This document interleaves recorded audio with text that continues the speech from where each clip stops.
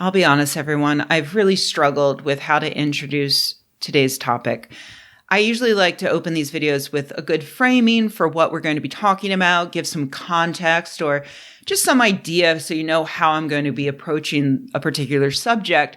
But what I want to talk about today is so baffling, so unlike every other recent video that I think I just need to come out and say it. Researchers have just discovered good news about the U.S. public's understanding of science. I know, I'm just as confused as you are. But wait, it actually gets even more bonkers. This new study has found that throughout Donald Trump's 4 years as president of the United States, the American public's trust in scientists increased. I don't even know what to do with that. Did Donald Trump make things better somehow? Is this like how that mugger randomly killed Thomas and Martha Wayne and wound up making Batman happen? Okay, spoiler alert, but no, probably not. Donald Trump was and still is nothing but a horrific blight upon our entire planet. And yet, the news is still good, sort of. The new study is titled Citizen Attitudes Towards Science and Technology, 1957 to 2020, Measurement, Stability, and the Trump Challenge. And yeah, there is data going back to 1957, though that's mostly there to illustrate the relative stability of Americans' perceptions about science and scientists over the past 6 decades. The real meat of the study involves newer data, surveying people in 2016 and then again in 2020 to see whether or not people were affected by Trump's continuous attacks on science. In case you missed it or you gave yourself a lobotomy in order to forget it because that previous video where you learned that ignorance is bliss, let me remind you that Trump spent his entire presidency engaging in an all-out war on science. Researchers even created a handy tracking method to document his anti-science activities, finding that during President Trump's time in office, including the transition period, there were 154 documented instances of federal government censorship of scientists and 19 instances of scientists engaging in self-censorship. They also found he dismantled scientific agencies, lost 672 scientists from the Environmental Protection Agency, limited the public's access to research conducted by government agencies, slashed research funding, and destroyed existing scientific records. And then the pandemic started. That opened up a whole new avenue of science denial for Trump, allowing him to not just spread misinformation about things like climate change, but to also tell people to inject themselves with bleach and take horse dewormer rather than just, wear a mask when you go to the movies.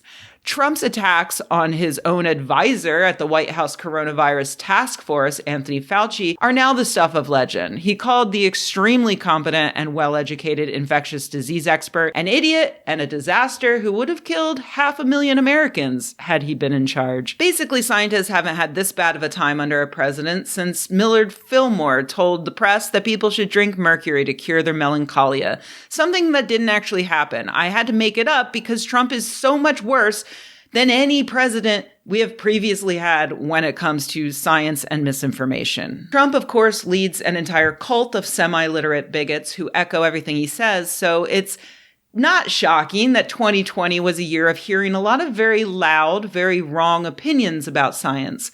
Social media was awash in it, and unfortunately many of us had at least one family member who was confidently shouting those wrong opinions at us in real life. It certainly seemed like our society was stupider than ever. But it's important to remember that social media experiences and even real life anecdotes don't necessarily always reflect reality. Thus, we have science to figure out what's true and what's not. Surveying people's opinions is a very tricky science in that asking the same question in different ways can get you wildly different results. For instance, most people who aren't scientists tend to not really care much about science in general. So if you ask them how they feel about science or about scientists, you tend to get a kind of wishy-washy, okay kind of answer. But these political scientists from University of Michigan decided to gauge people's opinions by asking them about specific topics, like how often in the past year have you gone searching for information about climate change? And what did you find when you did that? And how much did you trust the information that you found? And what they found was that in 2016, most people were wishy-washy. They were on the fence. But by 2020, there was a dramatic shift in which people were actively seeking out information about these topics that were suddenly very important to their real lives, like climate change and COVID-19. And once they were actively doing that, they were developing stronger feelings of trust in scientists and in the science that they were doing. Yes, there were also people who fell off the fence to the other side, who increased their negative feelings towards scientists. But overall, the increase in positive feelings more than made up for the negative, and so we ended up with an overall positive increase in public trust in scientists. Even Republicans ended up more likely to trust scientists. Trump was successful in his attempts to polarize public opinion on science, but when the dust cleared, there were more people on our side of the fence than on his. That's fantastic, but let's not be too quick to give any credit to Trump. This likely happened because the stakes were so high. People were forced to do their own research, to come to their own conclusions about things, which, got them actively searching and learning about the science. But it also led to a lot of dead people who did their own research and decided COVID-19 was a liberal hoax. It's possible that those twin existential threats of climate change and a global pandemic could stimulate that interest in science all on their own. And it's further possible that sensible leadership could have celebrated the scientists who were working hard to keep people safe and thereby increase that public trust even more. And luckily, we have a very good example of that happening. New Zealand handled the pandemic very well, comparatively speaking, with quick, decisive action and a positive relationship between the government and public health experts. Gallup surveys showed that trust in science soared in New Zealand compared to other countries around the world during the pandemic. So the real story here isn't that Trump's attack on science helped inspire an opposing boost in trust.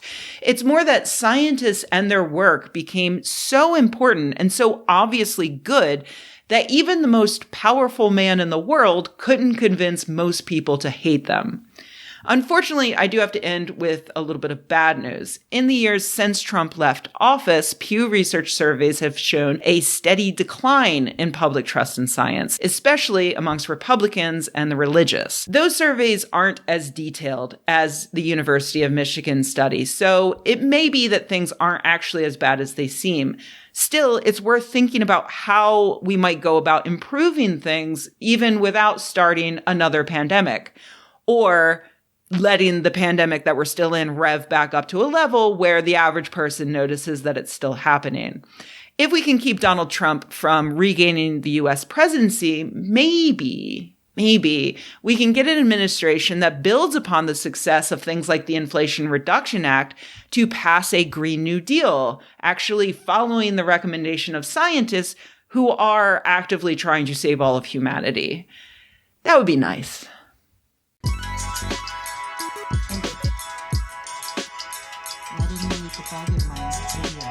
Hey everybody, thanks for watching. If you enjoyed this video, please give it a like. If you loved the video, please subscribe.